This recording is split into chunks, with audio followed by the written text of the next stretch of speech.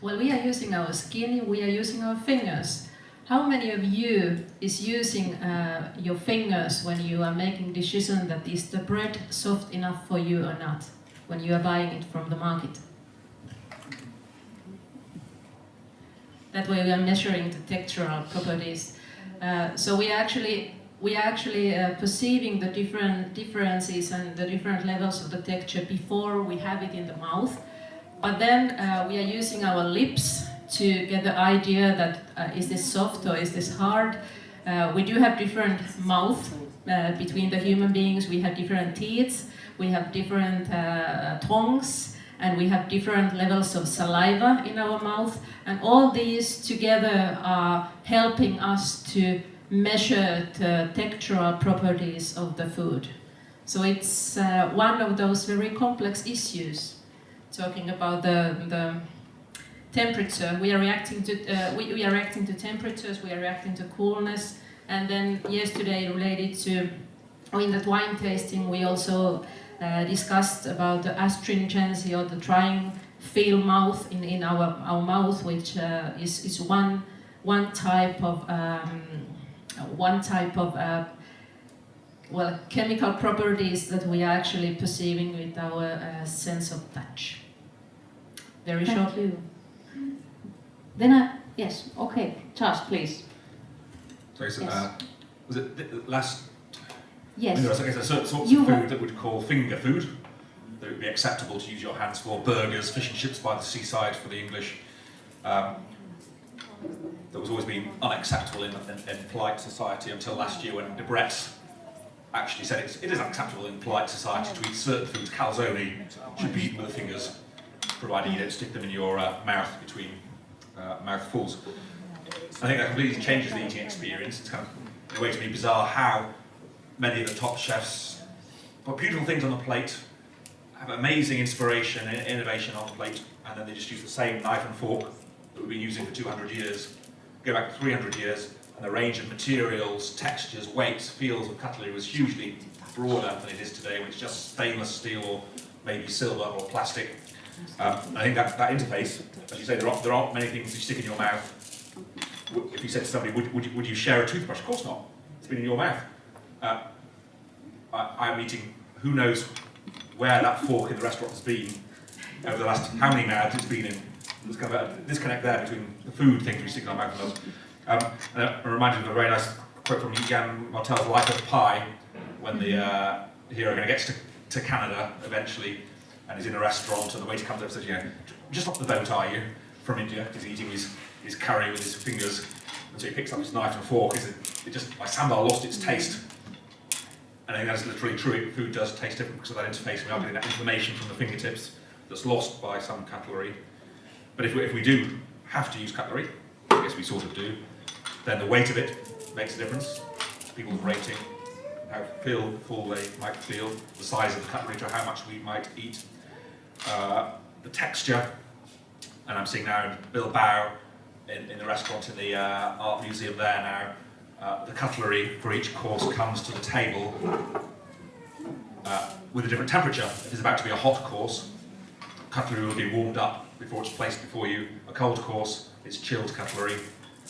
So using through temperature of the flatware an indication of what's to come in the way that a fish fork would have told you what was next on the menu, using it through temperature. Through artists like Caroline Hopkinson now, who plays a lot with touch.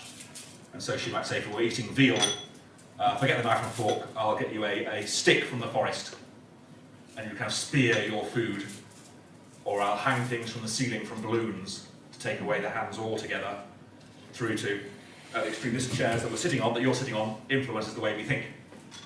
So a lot of embodied cognition research, and so Barb Stuckey in her book on Taste the Difference reports on a restaurant in California where the chef deliberately puts different kinds of throws on the chairs of the diners, because he believes that does change the way that diners experience his food.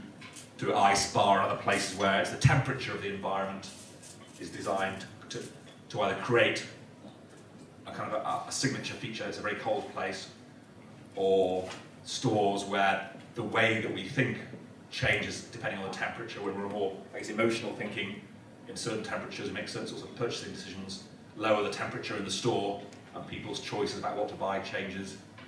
So kind of the touch works all the way from the texture of the food, I guess, through the cutlery to the environment.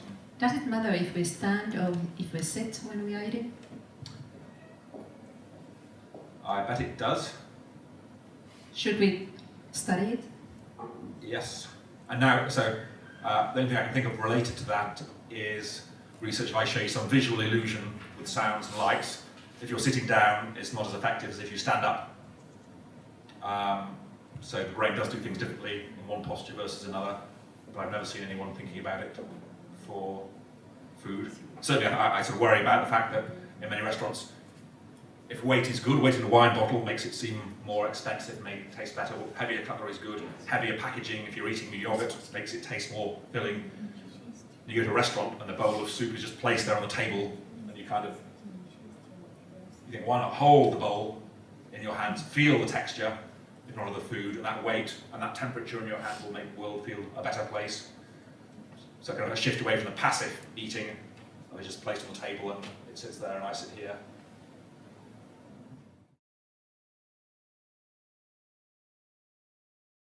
Yeah, chefs thinks everything should be in the same plate when we put dishes in the plate.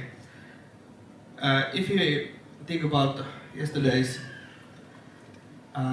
second course, there was a tartar, white fish tartar with white berries and egg yolk and crumble.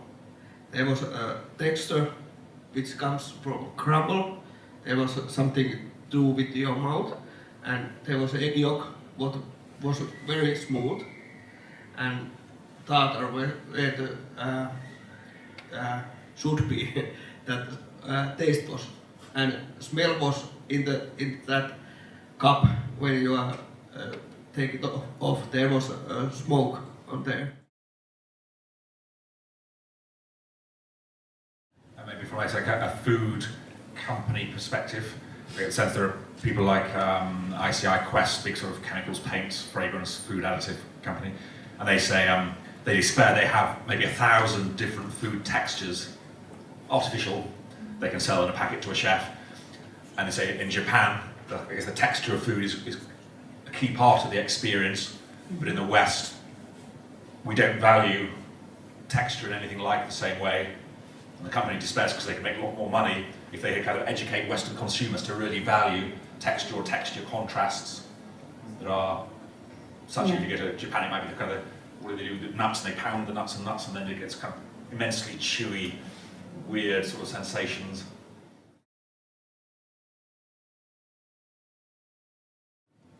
Yeah, I was thinking about the wines, and I think that also when you, in a way, are more involved in the wine, you begin to notice more of the tactile sensation of the wine, and I think that's in the basic, what people are thinking about wines and wine tasting, they lack actually, that the chemistry is almost completely. So there's a lot of touch sensations also in the wine. If you think about the body and think about the texture and think about the alcohol.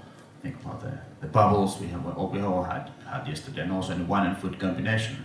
Is that as far as I know, the chemistries behave completely different because they increase each other. So if you have a peppery in your food and you have high alcoholic wine, you get even more tactile burning sensation in your mouth. So it works completely differently than taste and smell.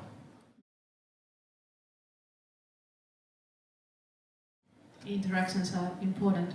I wanted to also point out the importance of texture, for example, for small children that have maybe a couple of teeth in their mouth, or elderly people that may have the same thing. So the texture is very important also from that point of view. That it would be good to enjoy the food so that you're able to eat it also. Is that something about, if you look at the foods that people really dislike intensely, and this would be John Prescott's in his book Taste Matters, he says most of the time the foods that we really dislike, it's all about the texture. The rice pudding doesn't have an offensive taste, it's the texture for the Japanese. And those who don't like oysters, what's to dislike in the smell or the taste, nothing really. It's all about that feeling in the mouth. And in the wine, I think we're told if you look in magazines that are selling red wines especially, I think maybe the tactile vocabulary is dominant, and they talk about velvety and silky smooth, and those kind of tactile textual attributes are maybe the way how some of the wine companies are trying to convey the qualities. These are desirable things, that it has a touch